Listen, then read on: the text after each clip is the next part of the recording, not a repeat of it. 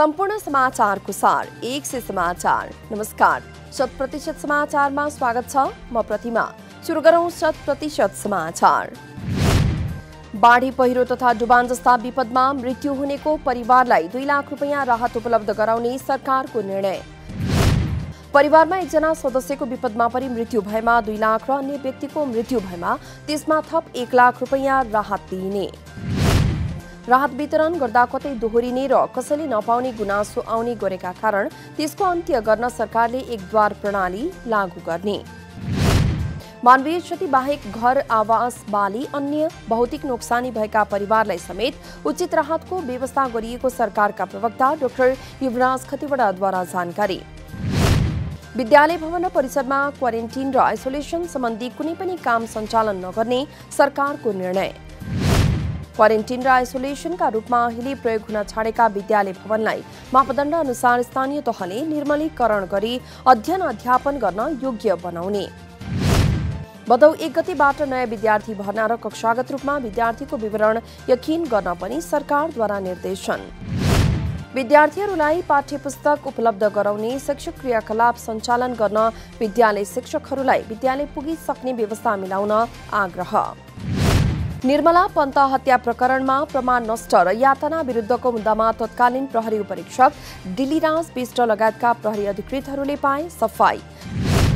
जिल्ला अदालत कञ्चनपुरका न्यायाधीश गोपाल प्रसाद बासोलाको इजलासले आरोप लागेका प्रहरीलाई दिएको हो सफाई। दिलीप विष्टलाई पक्राउ गर्दा र जमानत दिँदा उनको शरीरमा चेक जाँच भएको र कुनै घाउ चोट नरहेकाले अर्को मुद्दामा समेत प्रमाण नष्ट गरिनुपर्ने कुनै कारण नरहेको ठहर। नेपालमा कोरोना भाइरस कोभिड-19 को संक्रमणबाट थप 3 जनाको मृत्यु। मोरङमा 1 र पर्सामा 2 जनाको कोरोनाका कारण मृत्यु भएको स्वास्थ्य मन्त्रालयद्वारा पुष्टि। मृत्यु हुनेमा मोरङको सुनवसी 8 का 45 वर्षीय पुरुष र पर्साको बेरगञ्ज 7 का 70 वर्षीय वृद्ध। यो सँगै नेपालमा कोरोनाबाट मृत्यु हुनेको संख्या 52 पुगेको मन्त्रालयको भनाई। बिहिबार नेपालमा 274 जना कोरोना भाइरसका नयाँ संक्रमित थपिएको मन्त्रालयद्वारा जानकारी। नेपालमा कुल संक्रमितको संख्या 19,547 पुग्यो। अहिले विभिन्न अस्पतालमा 5,227 संक्रमित उपचाररत रहेको मन्त्रालयको तथ्याङ्क। बिहिबार 227 जना डिस्चार्ज भएसँगै कुल 14,248 जना डिस्चार्ज। लकडाउन खुकुलो भएसँगै बाँकेमा कोरोना संक्रमणको दर बढ्दो। आइतबारबाट पुनः जिल्लाभरि लकडाउनको तयारी। बाँकेमा बिहिबार मात्रै 36 जनामा भएको छ कोरोना संक्रमण पुष्टि। केही दिनअघि गरिएको स्वाबको नतिजा अनुसार बाँकेका 26 जना सहित बर्दिया र दाङका गरी 36 जनामा कोरोना संक्रमण। संक्रमितहरूको संख्यामा वृद्धि भएसँगै नियन्त्रणका लागि कडाई गर्ने बाँकेका प्रमुख जिल्ला अधिकारीको भनाई। प्रधानमन्त्री केपी शर्मा ओलीको विकल्प कोही नभएको उद्योग, वाणिज्य तथा आपूर्ति मन्त्री लेखराज भट्टको भनाई। स्थिर सरकारको नयाँ इतिहास रच्नका लागि पनि ओली नेतृत्वको सरकारलाई निरन्तरता दिनुपर्नेमा मन्त्री भट्टको जोड। पार्टीमा अध्यक्षद्वय ओली र पुष्पकमल दाहालको बीचमा सहमति बाहेक अर्को विकल्प नभएको उल्लेख। सरकार परिवर्तनको खेल भए देश फेरि पनि अस्थिरतातर्फ जाने मन्त्री भट्टको भनाई। पार्टीको एकता महाधिवेशन सहमतिमै हुने र नेतृत्व समेत सहमतिमै टुङ्गो लाग्ने विश्वास। संसदको उद्योग तथा वाणिज्य र श्रम तथा उपभोक्ता हित समितिद्वारा नेटवर्किङ व्यवसायका विषयमा अध्ययन गर्न उपसमिति गठन। सांसद सोमप्रसाद पाण्डे संयोजक रहने गरी नेटवर्किङ व्यवसाय र प्रत्यक्ष वस्तु बिक्रीका विषयमा अध्ययन गर्न 5 सदस्यीय उपसमिति गठन गरिएको समितिको भनाई। उपसमितिले 15 दिनभित्र सम्बन्धित निकाय, विभाग, मन्त्रालय र व्यक्तिहरूसँग छलफल गरी आफ्नो राय पेश गर्ने। वस्तुको प्रत्यक्ष बिक्री ऐन 2074 अनुसार अनुमति पाएका कम्पनीहरूले नेटवर्किङ व्यवसायकै रूपमा अगाडि बढेको भन्दै सांसदहरूद्वारा आपत्ति। ऐन अनुसार अनुमति दिने काम रोक्न सांसदहरूले माग गरेपछि उद्योग, वाणिज्य तथा आपूर्ति मन्त्री लेखराज भट्टद्वारा नेटवर्किङ व्यवसाय र प्रत्यक्ष वस्तु बिक्री फरक भएको जानकारी। राष्ट्रिय गौरवका आयोजनाहरूमा समयमै सम्पन्न नहुने, तोकिएको लागतमा पूरा नहुने र गुणस्तरीय रूपमा निर्माण नहुने गरेको समस्या। वर्षौंदेखि निर्माण सुरु भएका आयोजनाहरूमा स्रोत अभाव त कहिले अन्य स्थानीय समस्याका कारण समयमै निर्माण सम्पन्न हुन सकेनन्। स्रोतको समस्याका कारण गौरवका आयोजनाहरू निर्माणमा विलम्ब हुने गरेको विभिन्न मन्त्रालयका सचिवहरूको भनाई। लकडाउनका कारण केही आयोजनाहरू प्रभावित भए पनि अधिकांश आयोजनाको भौतिक प्रगति सन्तोषजनक नरहेको सचिवहरूको गुनासो। माथिल्लो तामाकोशी जलविद्युत आयोजनामा 71% काम सम्पन्न भएको जानकारी। मुख्य सुरुङका लागि परामर्शदाता विज्ञहरू ल्याउनु पर्ने भए पनि अन्तर्राष्ट्रिय उडान बन्द भएका कारण काम प्रभावित। बुढीगण्डकी जलविद्युत आयोजनामा अहिलेसम्म 32 अर्ब 27 करोड 17 लाख बराबरको मुआवजा वितरण। साउन 15 गते अर्थात् खीर खाने दिन घर घरमा खीर खाएर यो पर्व मनाइयो। साउन 15 पछि लोकमा जाडो सुरु हुने मानेर ताप प्राप्त हुने पोषिलो परिकार खीर खाने प्रचलन। खीर नेपालीहरूबीच लोकप्रिय सांस्कृतिक पकवानको रूपमा पनि परिचित। ऋतु अनुसार प्राप्त प्राकृतिक पदार्थमा आधारित परिकार बनाई खाने परम्परा अनुसार खीर खाने चलन। कालीकोटको सान्नी त्रिवेणीमा पहिरो जाँदा 2 जनाको मृत्यु। अविरल वर्षासँगै गएको पहिरोमा सान्नी त्रिवेणी गाउँपालिका 6 का 60 वर्षीय परशुराम सञ्जाल र 28 वर्षीय तारा सञ्जालको मृत्यु। खानेपानीको लाइन जोड्नका लागि खोला पारी गएको बेला पहिरोले पुरिएको प्रहरीद्वारा जानकारी। कालीकोटमा बाढी र पहिरोमा परि 14 जनाले ज्यान गुमाएका छन् भने 6 जना अझै बेपत्ता। लमजुङ मनाङ सडक खण्डमा वर्षासँगै पहिरोले सडक अवरुद्ध हुँदा यात्रुहरूलाई शास्ति। पहिरो पन्छाउनका लागि दैनिक 1 साबिटर राखिए पनि निरन्तरको वर्षा र छिनमै पहिरो झर्दा सडक सञ्चालनमा कठिनाई। सडक अवरुद्ध हुँदा उत्तरी लमजुङ सहित मनाङमा ढुवानी सेवा पनि प्रभावित। सडकको स्तर वृद्धि हुन नसक्दा सधैँ शास्ति खेप्नु परेको सर्वसाधारणको गुनासो। बुटवल उपमहानगरभित्रको सडकमा खाल्डाखुल्डी हुँदा समेत कसैको ध्यान गएन। फराकिलो सडकमा अहिले खाल्डाखुल्डी हुँदा सिडुलमा समस्या हुने गरेको स्थानीयको गुनासो। सडकमा परेका खाल्डाखुल्डीले दुर्घटनाको जोखिम बढाएको भए पनि मर्मतका लागि कसैको ध्यान नपुगेको भनाई। उपमहानगरपालिका भित्रको सडकमा खाल्डाखुल्डी पर्दा समेत स्थानीय तह पर्वत सम्भार आफ्नो क्षेत्राधिकारभित्र नपर्ने भन्दै पन्छिँदै। कोरोना भाइरस रोकथाम तथा नियन्त्रणका लागि सरकारले देशभर लागू गरेको बन्दाबन्दीको 4 महिनापछि होटल तथा रेस्टुरेन्ट व्यवसाय सञ्चालनमा। सरकारले साउन 6 गतेबाट औपचारिक रूपमा बन्दाबन्दी नरहेको घोषणा गर्दै विभिन्न क्षेत्रलाई गराएको थियो सुचारू।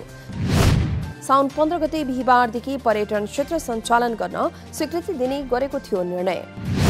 पर्यटन क्षेत्रलाई सुचारू गर्न अनुमति दिए पनि होटल व्यवसाय सञ्चालन गर्न समस्या रहेको व्यवसायीहरूको गुनासो। अन्तर्राष्ट्रिय उडान सञ्चालन नहुँदासम्म होटल सञ्चालन गर्नुको कुनै अर्थ नरहेको व्यवसायीहरूको भनाई। तोलामा 500 रुपियाँले बढेर बिहीबार फेरि सुनको मूल्यले नेपाली बजारमा बनायो नयाँ रेकर्ड। बिहीबार छापावाला सुन प्रति तोला 79,000 रुपियाँमा कारोबार भएको नेपाल सुनचाँदी व्यवसायी महासंघद्वारा जानकारी। बिहीबारको मूल्य नेपाली बजारको हालसम्मकै उच्च मूल्य।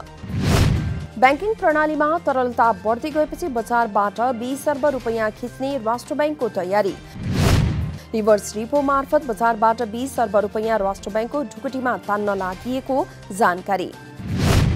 बजारमा कर्जा प्रवाह न्यून हुँदा लगानी योग्य रकम लगातार बढ्दै गएका कारण तरलता सन्तुलन राख्न 20 अर्ब रुपियाँ प्रसूचन गर्ने अवस्थामा केन्द्रीय ब्याङ्क। राष्ट्र ब्याङ्कले जारी गरेको 7 दिने अवधिको रिभर्स रिपो साउन 22 गते परिपक्व हुने। बजेट र मौद्रिक नीति कार्यान्वयनमा तदारुकता देखाउन नेपाल उद्योग परिसंघद्वारा सरकारको ध्यानाकर्षण। परिसंघका अध्यक्ष पदाधिकारी एवं सदस्यहरूले अर्थमन्त्री डाक्टर युवराज खतिवड़ासँग भेट गरी मौद्रिक नीति कार्यान्वयनमा तदारुकता देखाउन गरेका हुन् अनुरोध। उत्पादनमूलक उद्योगमा लकडाउन अवधिभर विद्युतको डिमान्ड शुल्क छुट दिने व्यवस्था गराइदिन परिसंघको माग। निर्यात गरिएका वस्तुमा भ्याट फिर्ताको व्यवस्था, उद्योगहरूलाई आइई र ईआईएमा देखिएका प्रक्रियागत जटिलतालाई सरलीकरण गर्न समेत अनुरोध। उद्योग व्यवसायका वास्तविक मागहरूलाई सम्बोधन गर्दै जाने अर्थमन्त्री डाक्टर खतिवड़ाको आश्वासन। सर्पदंशको औषधि उत्पादनका लागि सुनसरीमा तयारी सुरु। बराह क्षेत्र नगरपालिका वडा नम्बर 7 मा एन्टी स्नेक वेनम उत्पादनको भएको हो तयारी। उद्योगबाट अब 2 वर्षभित्रमा सर्पले डसेका बिरामीका लागि आवश्यक पर्ने औषधि उत्पादन गर्ने लक्ष्य। 88 करोड 63 लाख अनुमान गरिएको उद्योग 2 वर्षभित्र सञ्चालनमा आउने विश्वास। चितवनको भरतपुर स्थित गोन्द्राङमा रहेको बोटलर्स नेपाल तराई लिमिटेडमा कार्यरत 48 जना मजदुरहरू आन्दोलनमा। गत डिसेम्बरबाट वैकल्पिक व्यवस्था बिना आफूहरूलाई कामबाट निकालिएपछि आन्दोलित भएको भनाई। झण्डै 1 दशक अघिदेखि निरन्तर काम गर्दै आइरहेकाले पुनर्बहाली गर्नुपर्ने मजदुरहरूको माग। डडेलधुराको नवदुर्गा गाउँपालिका वडा नम्बर 1 का नागरिकले माग गरेको 20 वर्षपछि अस्थायी प्रहरी पोस्ट स्थापना। कोटेलीमा प्रहरी पोस्ट स्थापना भएपछि शान्ति महसुस गरेको स्थानीयको भनाई। पछिल्लो समय आपराधिक घटना बढ्न थालेपछि प्रहरीले बढाएको हो सक्रियता। अस्थायी प्रहरी पोस्टका लागि गाउँपालिकाद्वारा 4 कोठे भवन निर्माण। काठमाडौँ उपत्यकाको सुरक्षा व्यवस्थापन र प्रहरी सञ्चालन अब केन्द्र मार्फतबाट गरिने। प्रधानमन्त्री सहित बसेको सुरक्षा बैठकले राजधानीको शान्ति सुरक्षा केन्द्र मार्फत रहने गरेको हो निर्णय। हाललाई प्रदेश प्रमुख प्रहरी नायब महानिरीक्षक डीआईजी नै राख्ने समेत निर्णय। प्रहरी समायोजनाको विषय टुङ्गो लगाएसँगै अब समायोजन प्रक्रिया सुरु हुने गृह मन्त्रालयद्वारा जानकारी। अमेरिकामा कोरोना भाइरस विरुद्धको अभियानमा राष्ट्रपति डोनाल्ड ट्रम्पले अवरोध गरिरहेको संक्रामक रोग नियन्त्रण एजेन्सीका निर्देशकको आरोप। महामारी विरुद्धको अभियानमा अमेरिका गलत दिशातर्फ लागेको भन्दै अमेरिकाको national institute for allergy and infection डिजिजका निर्देशक डाक्टर एन्थोनी फाउचीद्वारा चिन्ता व्यक्त। राष्ट्रपति ट्रम्पको मास्क सम्बन्धी नीति गलत रहेको डाक्टर फाउचीको भनाई। जर्मनीबाट आफ्ना करिब 12,000 सैनिक फिर्ता लैजाने अमेरिकाको घोषणा। युरोपमा आफ्ना सैनिकको तैनाथीमा रणनीतिक परिवर्तनका लागि यस्तो गर्न लागि जानकारी।